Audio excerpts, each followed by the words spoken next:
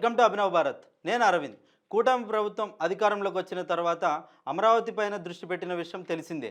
అందులో భాగంగానే అక్కడ నిర్మిస్తున్నటువంటి భవనాలకు సంబంధించి చూసుకుంటే ప్రభుత్వం అయితే ఎవరైతే పాలకులు మరియు అధికారులు అంటే వివిధ శాఖల్లో పనిచేస్తున్నటువంటి అధికారుల నివాస సముదాయాలకైతే ప్రభుత్వం రంగం సిద్ధం చేసింది. వాటి వివరాలు అయితే పూర్తిగా ఈ వీడియో ద్వారా తెలుసుకునే ప్రయత్నం చేద్దాం. అయితే వారి కోసం అని చెప్పేసి సుమారు 4026 నివాస సముదాయాలను అయితే ఏర్పాటు చేయడానికి ప్రభుత్వం రంగం సిద్ధం చేసింది. అయితే ఇవి మొత్తం కలిపి ఎవరెవరికి ఉంటాయి, వారికి ఎవరెవరికి ఎన్ని కేటాయిస్తారనే విషయం చూసుకుంటే ఈ 4026 నివాస గృహాలు ఏవైతే ఉన్నాయో ఇవి సామాన్యులకు కాదు. ఎవరైతే ఎమ్మెల్యేలు మరియు ఎమ్మెల్సీలు మరియు న్యాయమూర్తులు, అదేవిధంగా ఎవరైతే ఐఏఎస్ ఐపీఎస్గా పనిచేస్తున్నటువంటి వారు ఉంటారో వారి కోసం, అదేవిధంగా టైప్ 1 ఉద్యోగస్తుల కోసం మరియు టైప్ 2 ఉద్యోగస్తుల కోసం, అదేవిధంగా గ్రూప్ డి సంబంధించినటువంటి ఉద్యోగస్తుల కోసం అయితే ఈ నివాసాలు ఏర్పాటు చేయడం జరిగింది.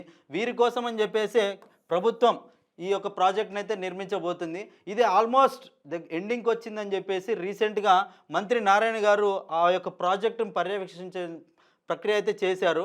ఆ ప్రక్రియ చేసిన తర్వాత ఆయన ఒక చిన్న ప్రెస్ మీట్లో కూడా చెప్పారు. అంటే ఈ యొక్క ప్రాజెక్ట్ ఏదైతే ఉందో దీన్ని దాదాపుగా అంటే మార్చ్ ఆర్ ఏప్రిల్కి క్లోజ్ చేసి ఓపెనింగ్ చేస్తామని చెప్పేసి కూడా వారు అనౌన్స్ చేయడం జరిగింది. అయితే 2026 మార్చ్ ఆర్ ఏప్రిల్ కల్లా ఈ ప్రాజెక్ట్ అయితే ముగుస్తుందని చెప్పేసి వారు అంచనా వేస్తున్నారు.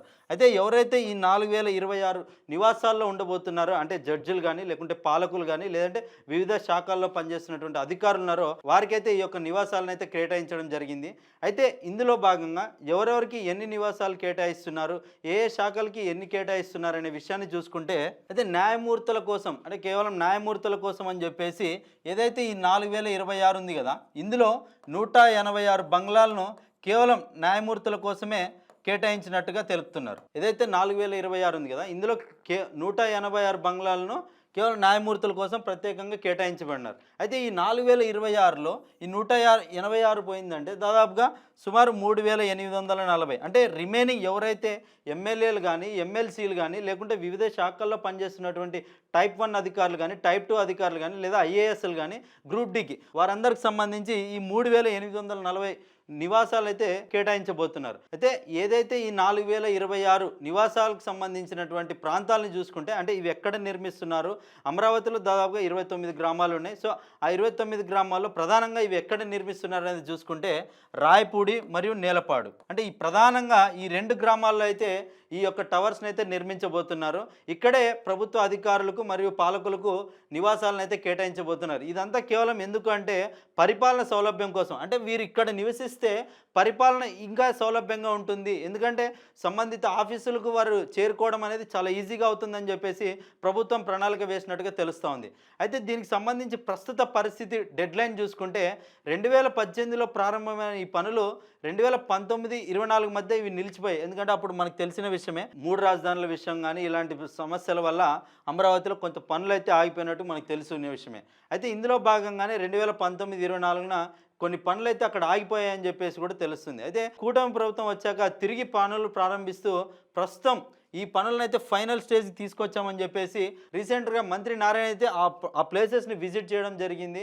ఆ ప్లేసెస్ విజిట్ చేసిన తర్వాత ఆల్మోస్ట్ పనులు డెడ్ ఎండ్కి వచ్చాయి. దీన్నైతే త్వరలో పూర్తి చేసి అక్కడ ఉన్నటువంటి న్యాయమూర్తులకు కానీ అక్కడ పనిచేస్తున్నటువంటి వివిధ శాఖల్లో అధికారులకు కానీ వీటిని కేటాయించే ప్రక్రియను అయితే చేస్తామని చెప్పేసి అంటే దాదాపుగా వాళ్ళు ఏమంటున్నారు అంటే March are April 2026 March are April కల్లా ఈ యొక్క ప్రాజెక్ట్ను పూర్తి చేసి వారికి నివాసాలను కేటాయిస్తామని చెప్పేసి డెడ్ ఎండ్గా ఉన్నట్టుగా అయితే తెలుస్తూ ఉంది. ఏవైతే ఇక్కడ ఎమ్మెల్యే ఎమ్మెల్సీ టవర్స్ నిర్మిస్తున్నారో వీటికి అనుసంధానంగా సీడ్ యాక్సెస్ రోడ్డు పనులు కూడా పూర్తవుతున్నాయి. వీటికి సంబంధించినటువంటి ఫెసిలిటీస్ ఇన్ఫ్రాస్ట్రక్చర్ సంబంధించి చూసుకుంటే డచ్ నిపుణుల సలహాతో రాజధానిలో వరదలు రాకుండా 47 కిలోమీటర్ పొడవైన కెనాల్ వ్యవస్థను కూడా ప్రభుత్వం నిర్మిస్తుంది.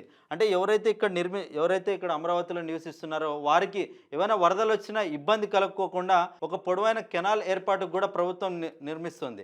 అయితే ఏవైతే ఈ యొక్క టవర్స్ ఉన్నారో వీటిని వివిధ కేటగిరీల ఉద్యోగాల హోదాలను బట్టి విడదీశారు.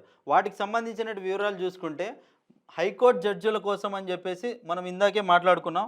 186 బంగ్లాలను అయితే కేటాయించడం జరిగింది. ఆ తర్వాత ఎమ్మెల్యేలు మరియు ఎమ్మెల్సీలకు సంబంధించి చూసుకుంటే సుమారుగా 144 ప్లాట్లను అయితే కేటాయించబోతున్నారు. వీటి యొక్క విస్తీర్ణం చూసుకుంటే 3500 స్క్వేర్ ఫీట్స్ అయితే ఉండే అవకాశం ఉంది. అదేవిధంగా ఎవరైతే ఐఏఎస్ అధికారులు ఉన్నారో వారి కోసం అయితే సుమారుగా 288 ప్లాట్లను అయితే కేటాయిస్తున్నట్టుగా చెప్తున్నారు. వీటికి సంబంధించి అయితే దాదాపుగా వీటికి సంబంధించినటువంటి విస్తీర్ణం చూసుకుంటే కూడా 3500 స్క్వేర్ ఫీట్స్ అయితే వీటికి కూడా ఉంటున్నాయని చెప్పేసి తెలుపుతున్నారు. అయితే ఎవరైతే గెజిటెడ్ అధికారులు ఉంటారో అంటే టైప్ 1 టైప్ 2 అధికారులు ఉంటారు కదా, వారు ఎవరైతే గెజిటెడ్ అధికారులు ఉంటారో వారికి సంబంధించి చూసుకుంటే 800 ప్లస్ ప్లాట్లను అయితే వారి కోసం కేటాయించడం జరుగుతుంది. దీని యొక్క విస్తీర్ణం చూసుకుంటే 1200 నుంచి దాదాపుగా 1800 దాకా ఉండే అవకాశం ఉంది. అయితే నాన్ గెజిటెడ్ అధికారులు అంటే ఎన్జిఓస్ ఎవరైతే ఉంటారో వారికి సంబంధించి చూసుకుంటే దాదాపుగా 1200 ప్లాట్లు. ఎవరైతే ఎన్జిఓస్ ఉంటారో వారికి సంబంధించి చూసుకుంటే సుమారుగా 1200 ప్లస్ ప్లాట్లను అయితే వారి కోసం కేటాయించడం జరిగింది. వీటికి సంబంధించి చూసుకుంటే సుమారుగా ఇది 720 నుంచి 900 స్క్వేర్ ఫీట్ దాకా ఉండే అవకాశం ఉంది. అదేవిధంగా ఎవరైతే గ్రూప్ డి అధికారులు ఉంటారో వారి కోసం అయితే వారి కోసం కూడా సుమారు 1400 ప్లస్ ప్లాట్లను అయితే కేటాయించడం జరిగింది. అయితే దీని యొక్క విస్తీర్ణం చూసుకుంటే కూడా సుమారు 600 నుంచి 800 స్క్వేర్ ఫీట్స్ అయితే ఉండే అవకాశం ఉంది. అయితే వీటికి సంబంధించి ఓవరాల్ చూసుకుంటే జడ్జెస్ కోసం అని చెప్పేసి 186 బంగ్లాలు కేటాయించడం జరిగింది. అదేవిధంగా ఎవరైతే ఎమ్మెల్యేలు మరియు ఎమ్మెల్సీలు ఉంటారో వారి కోసం అని చెప్పేసి 144 అపార్ట్మెంట్లు అయితే ఇవ్వడం జరిగింది. అయితే వీరి కోసం ప్రత్యేకంగా 16 అపార్ట్మెంట్లు అయితే కడుతున్నట్టుగా తెలుస్తూ ఉంది. అయితే ఇదే విధంగా ఎవరైతే ఐఏఎస్లు ఉంటారో వారికి సంబంధించి చూసుకుంటే సుమారుగా 288 ప్లాట్లు అయితే కేటాయించడం జరిగింది. ఎవరైతే గ్రూప్ టీ గ్రూప్ డి మరియు అదేవిధంగా గెజిట్ అధికారులు ఉంటారో వారి కోసం అని చెప్పేసి మిగతా ప్లాట్లను అయితే కేటాయించడం జరిగింది. అయితే రీసెంట్గా మంత్రి ఎప్పుడైతే విజిట్ చేశారో కొన్ని ప్లాట్లకు సంబంధించి కొంచెం వివరణ అయితే ఇచ్చారు. వాటికి సంబంధించిన వివరాలు చూసుకుంటే టైప్ 1 అధికారులు ఉంటారు కదా, అంటే టైప్ 1 ఉద్యోగుల కోసం వచ్చేసి 4 టవర్లను అయితే నిర్మించబోతున్నారు. ఇక్కడ వచ్చేసి దాదాపుగా 364 మందికి అయితే నివాస కేటాయింపు జరుగుతూ ఉంది. అయితే ఇక్కడికి సంబంధించి వీటి విస్తీర్ణం చూసుకుంటే సుమారు 1800 స్క్వేర్ ఫీట్స్ అయితే ఉంటుందని చెప్పేసి రీసెంట్గా మంత్రి నారాయణ తెలపడం జరిగింది. అదేవిధంగా చూసుకుంటే ఎవరైతే టైప్ 2 ఉద్యోగస్తులు ఉంటారు కదా వారికి సంబంధించినటువంటి సమాచారం చూసుకుంటే వీరి కోసం అని చెప్పేసి కూడా 4 టవర్స్ని అయితే నిర్మించడం జరిగింది. ఇందులో దాదాపుగా 356 నివాస గృహాలను అయితే ఏర్పాటు చేయడం జరిగింది. అంటే టైప్ 2కి సంబంధించినటువంటి ఉద్యోగస్తులు ఎవరైతే ఉంటారో దాదాపుగా 356 మంది ఈ 4 టవర్స్లో అయితే ఉంటారు.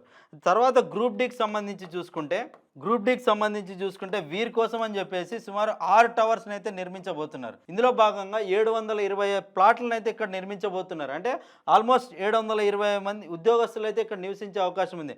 అంటే టైప్ 1 అంటే ఇక్కడ చూసుకుంటే టైప్ 1 టైప్ 2 మరియు గ్రూప్ డి ఉద్యోగస్తుల కోసమే ఓవరాల్గా 1440 ప్లాట్లను అయితే నిర్మించినట్టు తెలుస్తూ ఉంది. అంటే దాదాపుగా ఇక్కడ 1440 మంది ఉద్యోగస్తులకైతే నివాస ఏర్పాట్లు జరిగినట్లు తెలుస్తూ ఉంది. అయితే వీటికి సంబంధించినటువంటి బడ్జెట్ నిధులు చూసుకుంటే గతంలో దీన్ని అంచనాగా 1700 కోట్లకైతే వేశారు. అంటే ఎప్పుడైతే 2019-24 పనులు ఆగిపోవడంతో అక్కడంతా మరీ పనులు పునఃప్రారంభించడానికి అయితే ఖర్చులు పెరిగాయని చెప్పేసి ఇప్పుడు సుమారుగా ఇది 2500 కోట్లు అవ్వచ్చు అని చెప్పేసి కూడా అంచనా వేస్తున్నారు. అంటే గతంలో దీన్ని 1700 కోట్లకి అంచనా వేశారు. అయితే మన పనులు ఆగిపోయి ఎక్కడక్కడే పనులు ఆగిపోవడం చేత దాన్ని మరీ పునఃప్రారంభించడానికి పూర్తి చేసుకోవడానికి ఇంత ఖర్చు అవ్వచ్చు అనేసి కూడా అంచనా వేస్తున్నారు. ఏవైతే ఈ టవర్స్ ఉంటాయి కదా ఇక్కడ నుండి హైకోర్టుకు మరియు సెక్రటేరియట్కి చేరుకోవడానికి కేవలం 5 నుంచి 10 నిమిషాలు మాత్రమే అవుతుంది. 5 to 10 minutes.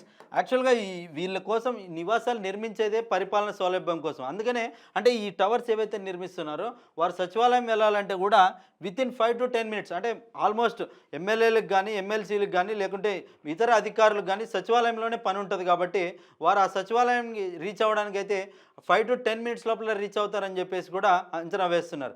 ఈ నివాస సముదాయాల ప్రధానంగా సీడ్ యాక్సిస్ రోడ్డుకు అనుసంధానించబడింది. అంటే ఏవైతే ఈ టవర్స్ ఉంటాయో వీటి పక్కలోనే సీడ్ యాక్సిస్ రోడ్ ఉంటుంది. అంటే ఇది సిఆర్డిఏ ఆఫీస్కి వెనకాల వస్తాయి ఇవి.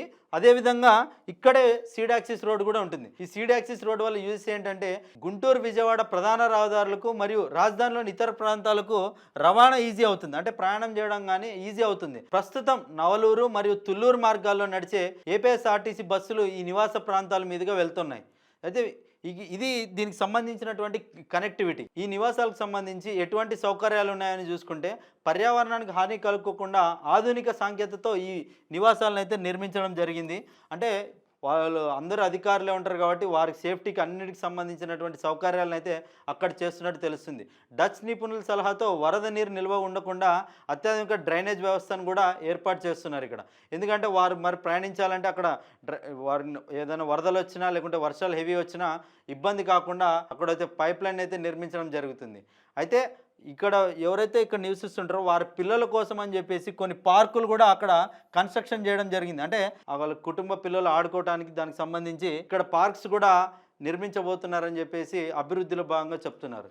దీనికి సంబంధించి ఇక్కడ ఏవైతే టవర్స్ ఉన్నాయో వారు కనెక్టివిటీ మరియు ఇక్కడ సౌకర్యాలు చూసుకుంటే వారికైతే చాలా సౌకర్యాలు అయితే ఇక్కడ కల్పిస్తున్నట్టు తెలుస్తుంది. ఎందుకంటే మనం ఎవరు సామాన్యులకి ఇలాంటి సౌకర్యాలు రావు, కానీ అధికారులకు పాలకులకు ఖచ్చితంగా ఉంటాయి. ఇది మనకు అందరికీ తెలిసిన విషయమే. అయితే 2026 మార్చి నాటికి ఈ ఇళ్ళని సిద్ధం కావాలని మంత్రి నారాయణ డెడ్ లైన్ అయితే విధించారు.